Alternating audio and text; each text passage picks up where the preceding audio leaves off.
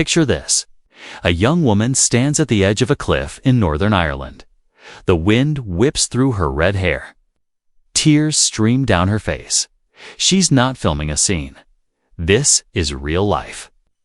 And this moment will change everything. Sophie Turner thought she had it all figured out. Fame, fortune, a fairy tale marriage to one of the world's biggest pop stars.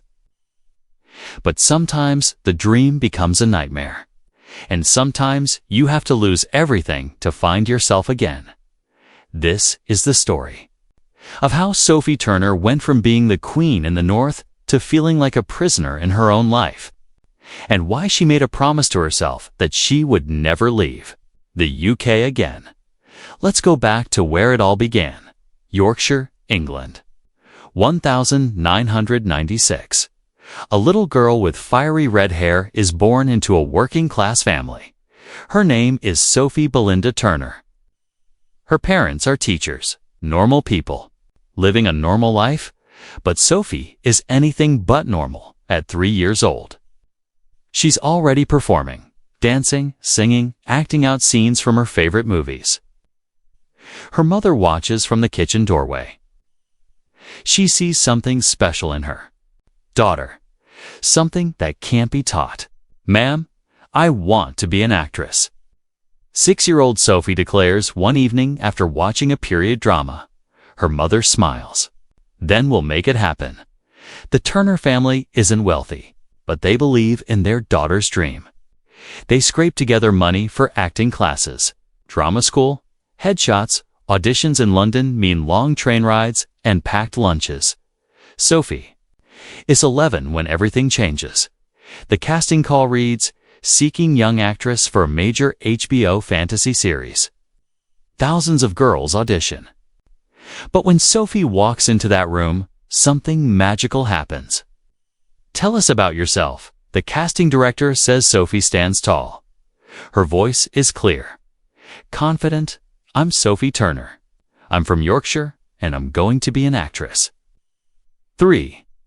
Callbacks later, she gets the call that will change her life forever. "Sophie, you've been cast as Sansa Stark in Game of Thrones." She's just 13 years old.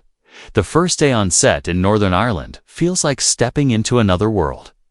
The castles, the costumes, the crew of hundreds. Sophie tries to hide her nerves behind Sansa's stoic mask. Action. And just like that, Sophie Turner disappears. Sansa Stark is born. But fame at 13 isn't a fairy tale. It's a double-edged sword. Sophie grows up on camera. Every awkward teenage moment is scrutinized by millions. Social media becomes a weapon against her self-esteem. The comments are brutal. She's too fat to play Sansa. Her acting is terrible. She ruins every scene she's in. Each word cuts deeper than the last. Sophie starts to believe them. She develops an eating disorder. Depression creeps in like a shadow, but she can't tell anyone. The show must go on. "I felt like I was living a lie," Sophie would later admit. "Everyone thought I was living this amazing life, but inside, I was falling apart." The pressure intensifies with each season. Game of Thrones becomes a global phenomenon. Sophie is no longer just an actress. She's a celebrity, a brand, a commodity. At 17, she meets Joe Jonas. It's 2016. She's at a mutual friend's party in London. Across the room, she spots the former Jonas Brothers star. Their eyes meet. The connection is instant. "Hi," Joe says, walking over. "I'm Joe. I know who you are." Sophie laughs. "I'm Sophie. I know who you are too." It's the beginning of a whirlwind. Romance. Joe is everything Sophie thinks she needs. He's American, successful, confident. He represents freedom from her past. From the girl who felt trapped by fame. They date long distance. London to Los Angeles. The paparazzi go wild. Every airport arrival becomes a photo opportunity. Every date night makes headlines. Sophie Turner and Joe Jonas. the new power couple. The attention is overwhelming. But Sophie convinces herself she loves it. In 2017, Joe proposes. They're in Crete, Greece. The sun is setting over the Mediterranean. It's picture perfect. Sophie says yes. The engagement photos break the internet. They look like a fairy tale couple. Young, beautiful, madly in love. But behind the perfect Instagram posts, cracks are already forming. Game of Thrones is coming to an end. Sophie's identity is wrapped up in being Sansa Stark. Who is she without the show that made her famous? The final season airs in 2019. The response is mixed. Some fans hate the ending. They blame the writers. The actors, Sophie receives death threats. I want to kill Sansa Stark. Sophie Turner ruined Game of Thrones. The words follow her everywhere. Joe tries to comfort her, but he doesn't understand. He's never experienced this level of hatred. Just ignore them, he says. They don't matter. But to Sophie, they do matter. Every negative comment feels like a dagger to her heart. The wedding planning becomes a welcome distraction. They decide on 2 ceremonies. One intimate celebration in Las Vegas. Another grand affair in France. May 1st, 2019, Las Vegas. After the Billboard Music Awards, Sophie and Joe exchange vows in a tiny chapel. An Elvis impersonator officiates. Their friends live stream it on Instagram. It's spontaneous, fun, everything a young wedding should be. June 29, 2019, Chateau du Martinet, France. 300 guests, designer gowns, a cake that costs more than most people's cars. It's a fairy tale wedding. Sophie looks radiant in her custom Louis Vuitton dress. Joe is handsome in his midnight blue tuxedo. They dance under the stars. It feels like a movie. I love you, Mrs. Jonas, Joe whispers in her ear. I love you too, Sophie whispers back. But even on her wedding day, Sophie feels homesick. The first year of marriage is adjustment. Sophie moves to Los Angeles, the city of angels. But for her, it feels more like purgatory. Everything is different. The weather, the people, the pace of life. In Yorkshire, people are direct, honest, real. In LA, everything feels fake. Sophie struggles to find work. Post-Game of Thrones roles are hard to come by. Casting directors see her as Sansa Stark, not Sophie Turner. We love you, but you're too recognizable as Sansa, they tell her repeatedly. The rejections pile up. Sophie's confidence crumbles. She starts drinking more. The depression returns with a vengeance. Joe is busy with his career. The Jonas Brothers have reunited. They're touring, recording, living their best life. Sophie feels left behind. I feel like I'm losing myself, she tells Joe one night. You're just adjusting, he replies. It takes time. But time doesn't heal this wound. It makes it worse. 2020 arrives with unexpected news. Sophie is pregnant. The joy is overwhelming, but so is the fear. How do you raise a child in the spotlight? How do you protect them from the same pain you've experienced? We're having a baby, Sophie tells her mother over FaceTime. Her mother cries with happiness. But Sophie sees something else in her eyes. Worry, concern. The distance between them feels impossible. Willa Jonas is born in July 2020. Sophie holds her daughter for the first time. The love is indescribable, but so is the terror. I have to protect her, Sophie thinks. From everything, from everyone. The paparazzi are relentless. They try to photograph baby Willa. Sophie and Joe become prisoners in their own home. The curtains stay closed. Security cameras monitor every entrance. Sophie's mental health deteriorates. Postpartum depression hits hard. She feels isolated, alone. Joe tries to help, but he's still touring, still working. I need to go home, Sophie. tells him during a video call from the tour bus. LA is home now, Joe replies. We're home. But Sophie disagrees. Home isn't a place with Joe. Home is Yorkshire. Home is her family. Home is where she can breathe. The arguments start small. Different. Views on parenting, on privacy, on their future. But they grow into something bigger. Something darker. Sophie wants to take Willa to England to introduce her to her grandparents. Joe is hesitant. The UK press is brutal, he argues. They'll be safer in America. Safer. Sophie laughs bitterly. I don't feel safe here. I feel trapped. The tension builds throughout 2021. Sophie books small acting roles. Anything to stay busy, to feel useful, but the roles are forgettable. Her career feels stagnant. Joe's career, meanwhile, soars. The Jonas Brothers are bigger than ever. Solo projects, endorsements. He's living his dream. Sophie watches from the sidelines. The supportive wife, the perfect mother. But inside, she's disappearing. I don't know who I am anymore. She confides to her best friend during a rare phone call to the UK. Come home, her friend says simply. Even if it's just for a visit. But visiting isn't enough anymore. Sophie wants to stay. 202 to brings another pregnancy. Delphine Jonas arrives in July. 2 daughters, 2 reasons to stay strong. But Sophie has never felt weaker.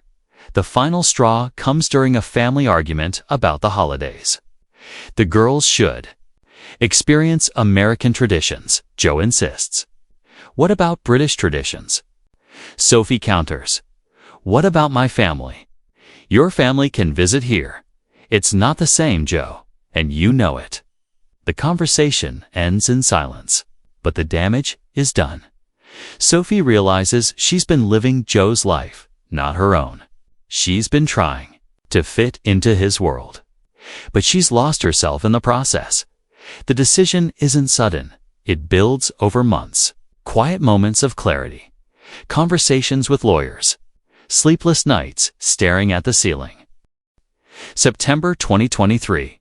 Sophie files for divorce. The media explodes. Sophie Turner and Joe Jonas split after 4 years of marriage. The narrative immediately becomes about custody, about money, about who was right and who was wrong. But for Sophie, it's about survival. The legal battle is brutal. Joe files a lawsuit claiming Sophie is wrongfully retaining their children in the UK. Sophie argues she's protecting them from the American media circus. Every detail becomes public. Every private moment is dissected. The tabloids feast on their pain. Sophie Turner abandons her children. Joe Jonas fights for his daughters. The headlines are devastating. But Sophie knows she's making the right choice. During one particularly difficult court hearing, Sophie's lawyer asks her why she wants to live in the UK. Sophie's answer is simple. Because that's where I can be myself. That's where my daughters can have a normal childhood. That's where we can heal. The custody agreement is reached in October 2023. The girls will split time between both countries. But Sophie has won the right to make the UK their primary residence. The day Sophie lands at Heathrow with Willa and Delphine, she breaks down. The relief is overwhelming. She's home, her parents are waiting. Her mother takes Delphine from her arms. Her father hugs her tight. Welcome home, love, he whispers. For the first time in years, Sophie feels like she can breathe. The months that follow aren't easy. Divorce is never simple. Co-parenting across an ocean is complicated. The media attention is intense, but Sophie starts to heal. She rents a house in the English countryside. Away from London, away from the spotlight. The girls run through fields. They feed chickens. They learn to speak with Yorkshire accents. Mummy, why do we sound different from Daddy? Willa asks, one day. Because we're from different places, sweetheart? Sophie explains, and that makes us special. Sophie starts working again, but this time she's selective. British productions, stories that matter to her. She's no longer chasing fame, she's chasing fulfillment. She also starts therapy, real therapy. Not the celebrity-friendly sessions she had in LA. Deep, honest work on her trauma. Her identity. Her future. I lost myself trying to be someone else's wife, she tells her therapist. I'm still figuring out who Sophie Turner really is. The breakthrough comes during a walk on the Yorkshire moors, the same landscape that inspired the Brontë sisters. Sophie looks out over the rolling hills, the gray sky, the endless green. This is who I am, she realizes. This is where I belong. She calls her mother that evening. I'm never leaving again, ma'am, she says. What do you mean, love? The UK? This is my home. This is where the girls belong. I'm never leaving again. Her mother is quiet for a moment. Then she speaks. Good. We've been waiting for you to come home. Today, Sophie Turner is building a new life, a British life. Her daughters go to local schools. They play with neighborhood children. They're learning what it means to be normal. Sophie has found love again, with Peregrine Pearson, a British aristocrat who understands her world but doesn't define himself by it. Someone who loves Yorkshire as much as she does. Their relationship is private, quiet, real. Everything her marriage to Joe wasn't. Do you miss America? Peregrine asks her one evening. Sophie considers the question. I miss parts of it. I miss some of the opportunities, but don't miss feeling like a stranger in my own life. The entertainment industry has noticed Sophie's transformation. Directors praise her recent performances. Critics write about her artistic renaissance. But the real praise comes from her daughters. Mummy's happy now, Willa tells her grandmother. And it's true. For the first time in years, Sophie Turner is genuinely happy. She's learned that home isn't just a place, it's a feeling. It's knowing who you are and being brave enough to live authentically. The red-haired girl from Yorkshire who conquered Westeros has finally conquered something more important. She's conquered herself. Joe visits regularly. The girls love seeing their father. The relationship is cordial, professional. They've both moved on. I don't regret our marriage, Sophie told a friend recently. It gave me my daughters. But I regret losing myself for so long. The friend asked if she would ever consider moving back to America. Sophie's response was immediate. Never. I'm British. My girls are British. This is where we belong. This is where we'll stay. It's been almost a year since Sophie made that promise to herself, to never leave the UK again. The promise hasn't been tested by major career, opportunities, or family pressure, but those who know her best believe she'll keep it. Sophie learned the hard way that you can't run from yourself, her mother reflects, but you can run home. And sometimes that's exactly what you need to do. The woman who once stood on a cliff in Northern Ireland filming Game of Thrones, now stands in Yorkshire fields with her daughters. The wind still whips through her red hair. But now she's smiling. She's found her kingdom. And this time, it's real.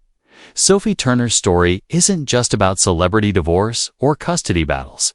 It's about identity, about belonging, about having the courage to choose yourself over everything else in a world that constantly tells us to chase more. Bigger, better. Sophie chose less. She chose quieter. She chose home. And in doing so, she found everything she was looking for. The Queen in the North has finally found her true north. And she's never letting it go. What do you think about Sophie's decision to prioritize home over Hollywood? Have you ever had to choose between ambition and authenticity? Let us know in the comments below. And don't forget to subscribe for more stories about the real lives behind the headlines.